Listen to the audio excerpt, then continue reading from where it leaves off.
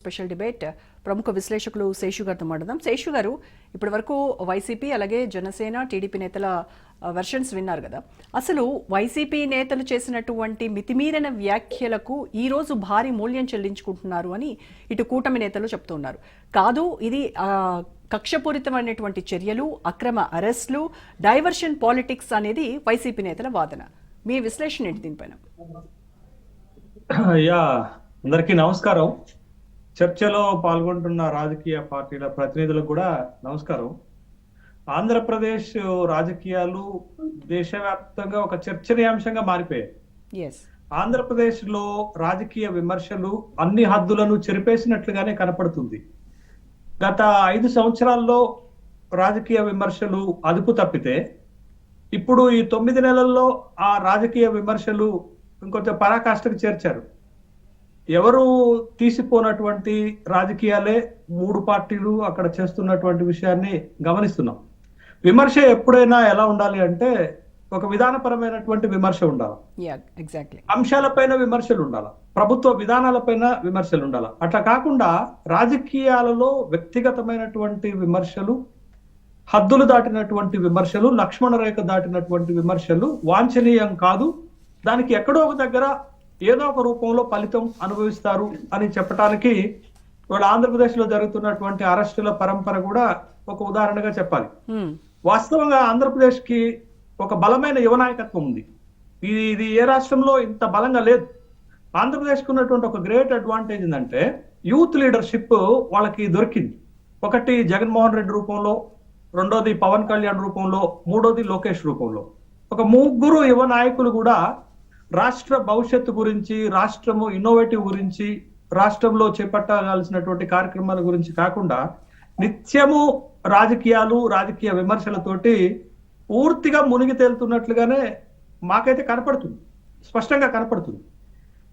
ఇప్పుడు మనం చర్చ ఏంటి అని అంటే ఆంధ్రప్రదేశ్ లో వైఎస్ఆర్ కాంగ్రెస్ పార్టీ ప్రధానంగా చేస్తున్న విమర్శ ఏంటి అంటే అంబేద్కర్ రాజ్యాంగం కాకుండా రెడ్ బుక్ రాజ్యాంగం నడుస్తుంది అనేటటువంటి విమర్శలు చేస్తుంటే 2019 నుంచి 24 వరకు అదే టీడీపీ చేసినటువంటి విమర్శ ఏంటంటే అంబేద్కర్ రాజ్యాంగం కాదు, రాజారెడ్డి రాజ్యాంగం నడిచింది అనేటటువంటి విమర్శలు చేశారు. అంటే అప్పుడు జరిగిన విమర్శలు కానీ ఇప్పుడు జరుగుతున్నటువంటి విమర్శలు కానీ ఫంక్తు రాజకీయ కోణంలో జరుగుతున్నది, రాజకీయాల కోసమే జరుగుతున్నది, రాష్ట్రానికి ఉపయోగపడేది కాదు అనేటటువంటి విషయాన్ని మనం గమనించాలి. 2 విభజిత రాష్ట్రాలు, ఇటు తెలంగాణలోను అటు ఆంధ్రప్రదేశ్ లోను 2 విభజిత రాష్ట్రాలు ఒక గ్రేట్ గా దేశంలోనే గొప్ప స్థాయిలో అభివృద్ధి చెందాల్సినటువంటి దగ్గర మీరు తెలంగాణ రాజకీయాల ఒక విధంగా కొంత హుందాతనంగా ఉంటే ఆంధ్రప్రదేశ్ రాజకీయాల్లో ఆ హుందాతనం ఎక్కడా కనపడట్లేదు. ఏ పార్టీ దగ్గర కూడా ఆ మెయింటెనెన్స్, ఆ హుందాతనము అది కనపడటం లేదనేది వాస్తవంగా మనం ఒప్పుకొని తినాల్సినటువంటి అంశం. ఇక ఇప్పుడు వస్తున్నటువంటిది ఏంటి అని అంటే, రఫీ గారు మీరు మాట్లాడారు, నేను చాలా నిదానంగా విన్నాను. నేను మాట్లాడిన తర్వాత మీరు చెప్పండి, మీరు చాలా చెప్పొచ్చు, ఏం కాదు, నో ప్రాబ్లం. విషయం ఏంటంటే ఇప్పుడు జరుగుతున్నటువంటి అరెస్టుల పరంపర అక్కడ అది నందిగం సురేష్ అరెస్టు నుండి, పిన్నెల్లి రామకృష్ణారెడ్డి అరెస్టు నుండి, తర్వాత వల్లభనేని వంశీ అరెస్ట్ నుండి, నిన్న జరిగినటువంటి పోసాని కృష్ణమురళి అరెస్టు వరకు జరుగుతున్నటువంటి పరిణామాలు, ఇంకొన్ని అరెస్టులు జరుగుతాయి అనేది. అయితే దీంట్లో ఒకప్పుడు ఈ సంస్కృతి తమిళనాడు రాజకీయాల్లో బాగా కనపడేది. జయలలిత వర్సెస్ కరుణానిధి ఉన్నప్పుడు వెండిక్టో పాలిటిక్స్, ప్రతీకార రాజకీయాలు అనేది తమిళనాడులోనే కనపడేది, దక్షిణాది రాష్ట్రాల్లో ఎక్కడా కనపడదు మనకి. కానీ ఆ జాడ్యము అది ఆంధ్రప్రదేశ్ కి పాకినట్టుగా కనపడుతుంది. ఆంధ్రప్రదేశ్ లో గత కొంతకాలంగా, అంటే వైఎస్ఆర్ కాంగ్రెస్ పార్టీ ఉన్నప్పుడు, ఇప్పుడు తెలుగుదేశం కూటమి ప్రభుత్వం ఉన్నప్పుడు మేజర్ గా మనకి వెండిక్టో పాలిటిక్స్, రాజకీయ ప్రతీకారాలు చాలా స్పష్టంగా కనపడుతున్నటువంటి విషయాన్ని మనం గమనించాలా. అప్పుడు జరిగినటువంటి అరెస్టులు కానీ ఇప్పుడు జరుగుతున్నటువంటి అరెస్టుల్లో కానీ పొలిటికల్ మోటివేషన్ ఎక్కువగా కనపడుతుంది అనేటటువంటి విషయాన్ని మనం అందరం ఒప్పుకొని తీరాల్సినటువంటి అంశమే. ఇక ఈ అరెస్టులలో రాజకీయ కోణం ఎంత, ఎవరు కరెక్టు ఎవరు అని అంటే ఒక్కొక్క పార్టీ వాళ్ళ వెర్షన్ లో మేమే కరెక్టు, మేమే గొప్పవాళ్ళం అనేటటువంటి ఒక ఉవాచను మన ముందు పెడుతున్నటువంటి సందర్భంలో నేను ఒక విషయాన్ని చెప్పదలుచుకున్నానండి. ఏంటంటే నేను కూడా ఆంధ్రప్రదేశ్ రాజకీయాలను చాలా క్లీన్ గా అబ్జర్వ్ చేస్తుంటాను. ఒక సందర్భంలో తాడిపత్రి ఎమ్మెల్యేగా ఉన్నటువంటి జేసీ ప్రభాకర్ రెడ్డి విజయమ్మ గారిని బహిరంగంగా చాలా చాలా నీచాతి నీచంగా నా కొడక అని జగన్ రెడ్డిని తిడుతూ విజయమ్మ గారిని తిట్టినటువంటి సందర్భం ఉంది. అది చాలా వివాదాస్పదమైంది. అదే కోణంలో అదే రకమైనటువంటి విమర్శలు వల్లభనేని వంశీ గారు కూడా భువనేశ్వర్ గారి గురించి మాట్లాడారు. అది సభలో మాట్లాడారా లేకపోతే బయట మాట్లాడారా అనేది మొత్తానికి మాట్లాడారు. అంటే ఆ రెండు విమర్శల్లో జరిగినటువంటిది ఒకే కోణంలో ఒకే అంశంలో స్త్రీలను కించపరిచి మాట్లాడినటువంటి అంశాన్ని మనం చూసాం. బట్ వల్లభనేని వంశీ భువనేశ్వరి గారిని విమర్శించినందుకు అరెస్ట్ అయ్యారా, సత్యవర్ధన్ ని కిడ్నాప్ చేసినందుకు అరెస్ట్ అయ్యారా? వల్లభనేని వంశీ 20 సంవత్సరాల రాజకీయ జీవితంలో ఒక 5-4 సంవత్సరాలు మాత్రమే వైఎస్ఆర్ కాంగ్రెస్ పార్టీలో ఉన్నారు.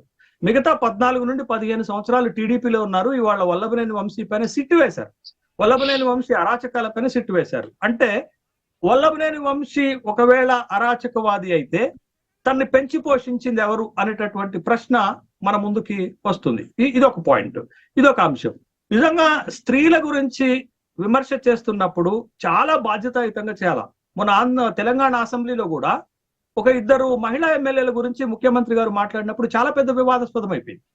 అందుకని స్త్రీల గురించి మనం మాట్లాడుతున్నప్పుడు చాలా సంయమనంగా మాట్లాడాల్సినటువంటి సందర్భంలో అలవోకగా మాట్లాడేస్తున్నారు. అది ఇప్పుడు జరుగుతున్నటువంటిది. పోసాని కృష్ణమురళి కూడా అనేక సందర్భాల్లో ఫిల్మ్ డెవలప్మెంట్ కార్పొరేషన్ చైర్మన్ లాంటి ఒక ఉన్నతమైనటువంటి బాధ్యతాయుతమైనటువంటి పోస్ట్ లో ఉండి కూడా ప్రెస్ మీట్ పెట్టినప్పుడు స్త్రీల ప్రస్తావన, రాజకీయ విమర్శలు ఎంత దూరమైనా వెళ్ళొచ్చండి, ఇబ్బంది ఏం లేదు. కానీ స్త్రీల గురించి మాట్లాడుతున్నప్పుడు అసభ్యంగా మాట్లాడినటువంటి సందర్భాలు కూడా ఉన్నాయి.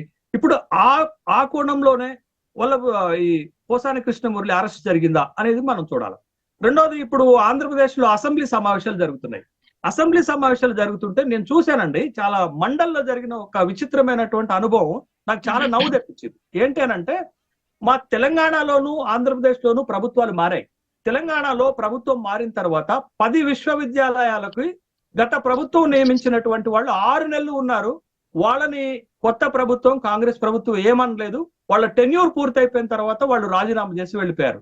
కానీ ఆంధ్రప్రదేశ్ లో 19 నుంచి 20 విశ్వవిద్యాలయాలకి నేను యూనివర్సిటీలో ఒక అసిస్టెంట్ ప్రొఫెసర్ గా చెప్తున్నాను. ఒక 20 విశ్వవిద్యాలయాలకు ఉన్నటువంటి వైస్ ఛాన్సలర్లు వాళ్ళు ఏ కోణంలోనైనా అపాయింట్ అయి ఉండొచ్చు గత ప్రభుత్వంలో.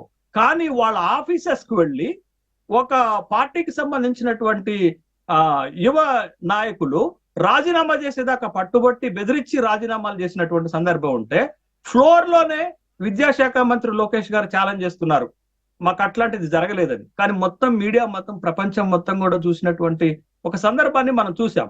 అంటే వాస్తవాలు కళ్ళ ముందు కనపడుతున్నప్పుడు కూడా ఇట్లాంటి వాటిని కూడా మనం ఆహ్వానించదగినటువంటి పరిణామం ఉంటుందా? మూడవది నేను చెప్పే ఒక కీలకమైన అంశం ఏంటంటే, ఇవాళ ఆంధ్రప్రదేశ్ లో రాజ్యాంగం ఎవరిది నడుస్తుంది? ఒక విధంగా చెప్తాను నేను, తాడిపత్రి లాంటి నియోజకవర్గంలో 9 నెలలుగా మాజీ ఎమ్మెల్యే పెద్దారెడ్డి అడుగు పెట్టలేకపోతున్నాడు. అంటే అంబేద్కర్ రాజ్యాంగంలో అట్లుండదండి. ఎవరు ఎక్కడికైనా వెళ్ళొచ్చు, ఏ దుర్మార్గుడైనా వెళ్ళొచ్చు, అతని పైన కేసులు ఉంటే జైల్లో పెట్టొచ్చు, ప్రభుత్వం శిక్షించవచ్చు, చట్టం శిక్షించవచ్చు. కానీ ఒక పార్టీ ఎమ్మెల్యే జేసీ దివాకర్ రెడ్డి, జేసీ ప్రభాకర్ రెడ్డి లాంటి వాళ్ళు వాళ్ళ ఇలాకాలో పెద్దారెడ్డి లాంటి వాడు, ఒక పెద్దారెడ్డి దుర్మార్గుడే కావచ్చు, లేకపోతే పెద్దారెడ్డి అసాంఘిక శక్తే కావచ్చు, కానీ ఒక గెలిచినటువంటి ఎమ్మెల్యే, పబ్లిక్ లో ఒక 70-80 వేల ఓట్లు వచ్చినటువంటి ఎమ్మెల్యే తన తాడిపత్రిలోకి అడుగు పెట్టనివ్వట్లు ఇస్తాను. అంటే ఇది ఏ రాజ్యాంగం కిందకి వస్తుంది? అంబేద్కర్ రాజ్యాంగం కిందకైతే రాదు అనేటటువంటి విషయాన్ని మనం గమనించాలి. ఇట్లాంటి విషయాలు చెప్పుకుంటూ వెళ్తే అనేక రకాలు ఉంటాయి. కాబట్టి వైఎస్ఆర్ కాంగ్రెస్ పార్టీ ప్రభుత్వం ఉన్నప్పుడు అరాచకాలు జరగలేదా? జరిగాయి. కానీ అప్పుడు జరిగాయి కాబట్టి ఇప్పుడు కూడా చేస్తామంటే ఇక తెలుగుదేశం పార్టీకి వైఎస్ఆర్ కాంగ్రెస్ పార్టీకి తేడా ఏంటి అనేది ఒక ప్రశ్న ప్రజల ముందుకు వస్తుంది. ఇప్పుడు మనం అంటున్నాం కదా, వాళ్ళ కాలంలో సరైనటువంటి పాలన జరగలేదు, రాజ్యాంగబద్ధ పాలన జరగలేదు కాబట్టి ప్రజలు ఆ ప్రభుత్వాన్ని తిరస్కరించారు. మరి మనమైనా రాజ్యాంగబద్ధమైనటువంటి పాలన ఇవ్వాలి కదా. ఎక్కడ జరుగుతుంది రాజ్యాంగబద్ధమైన పాలన? ఇవాళ వంశీ పైన పెట్టిన కేసు ఏంటది? తర్వాత నందిగం సురేష్ ని అరెస్ట్ చేసేటప్పుడు పెట్టిన కేసులు ఏంటి? తర్వాత వాళ్ళ మీద కేసులు పెట్టి వాళ్ళని జైల్లో ఉంచేటటువంటి కార్యక్రమం చేస్తున్నది ఏంటి? అంటే ఓ రకమైనటువంటి వెండిక్టా పాలిటిక్స్ ఆంధ్రప్రదేశ్ లో జరుగుతున్నాయనేటటువంటి విషయం చెప్పడానికి అనేక రకాలు. హైకోర్టు కూడా జోక్యం చేసుకొని మా ఆదేశాలను ఈ ప్రభుత్వం పాటించటం లేదు అని చెప్పేసినటువంటి స్థాయికి వెళ్ళింది. గతంలో అదే రకమైనటువంటి వ్యాఖ్యానాలు హైకోర్టు చేసింది, ఇప్పుడు కూడా అదే రకమైనటువంటి వ్యాఖ్యానాలు చేస్తుంది. కాబట్టి ఇవాళ కూటమి ప్రభుత్వానికి మ్యాండేట్ ఇచ్చింది గత ప్రభుత్వం చేసినటువంటి తప్పులు చెయ్యొద్దనే కదా. But Right. అదే రకమైనటువంటి పాలన ఇప్పుడు మేము చేస్తాము అని అంటే ఎలా కుదురుతుంది అనేటటువంటి ప్రశ్నలు వస్తుంది. ఇంకొక విషయం ఏంటి అనంటే ఈ రోజుకు కూడా జగన్మోహన్ రెడ్డి ముఖ్యమంత్రిగా ఉన్నప్పుడు ఇప్పుడు అండి. కూడా అరే ఒరే బోషిడికే అనేటటువంటి పదాల నుండి దిగలేదు. Right అండి, okay. జగన్మోహన్ రెడ్డి ముఖ్యమంత్రిగా ఉన్నప్పుడు కూడా ప్రెస్ లో పట్టాభి బోషిడికే అని తిట్టాడు. ఇప్పటికి కూడా ఒక చిన్న స్థాయి నాయకుడు ఒక యూట్యూబ్ లో ఇంటర్వ్యూ ఇస్తూ సో ఏ పార్టీకి సంబంధించినటువంటి నాయకులైనా ఇలాంటి భాషని వాడటం అనేది కరెక్ట్ కాదు. రైట్ అండి, ఓకే, రైట్. బట్ వాడుతున్న పదాలేంటి, భాష ఏంటి ఓకే, రైట్ అండి శేషు గారు, రైట్ అండి, ఓకే. శివప్రసాద్ గారు.